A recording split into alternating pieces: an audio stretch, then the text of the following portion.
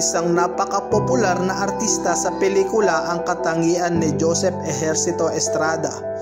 Isinilang si Erap, binaligtad na pare at paboritong palayaw kay Estrada ng mga kaibigan at tagahanga.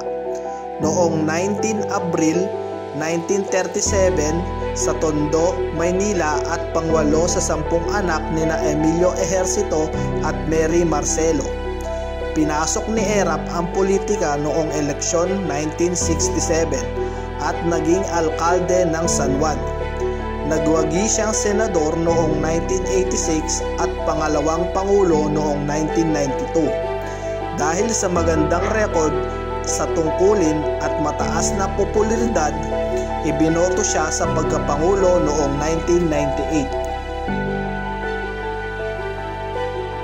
I hereby proclaim Joseph Ejercito Estrada as the duly elected President of the Republic of the Philippines.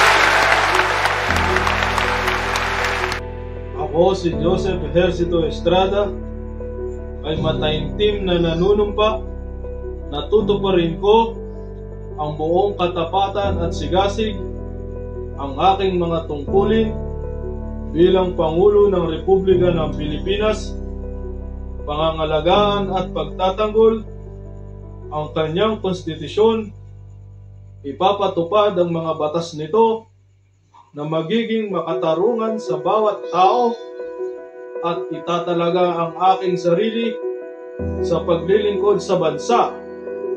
Saksihan nawa ako ng Diyos.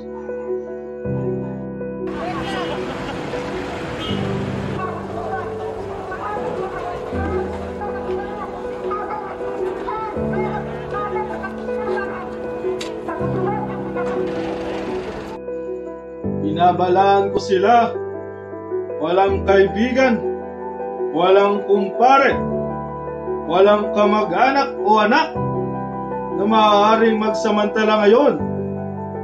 At ngayon, palamang sinasabi ko na sa inyo, nag-aaksaya lamang kayo ng panahon. Huwag niyo kong subukan.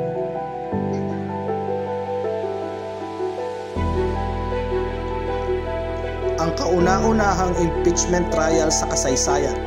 Inakusahan si Estrada ng bribery, graft and corruption, betrayal of public trust, and culpable violation of the Constitution, kaugnay umano'y pagtanggap niya ng weteng payola at panghihimasok sa negosyo ng tobacco excise.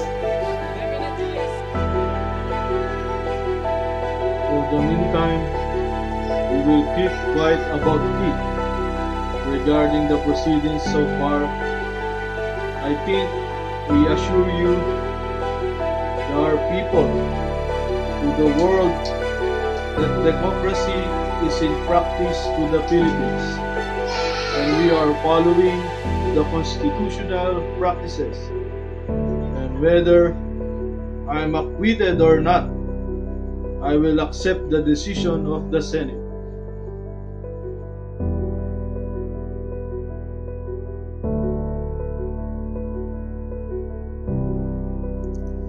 Siya ay napatalsik sa pagkapangulo noong 2001 matapos akusahan ng korupsyon na humantong sa impeachment at pagpoprotesta ng mga tao na tinawag na EDSA 2. Siya ay nahatulang nagkasala sa kaso ng pangdarambong at nahatulan ng reclusion perpetua.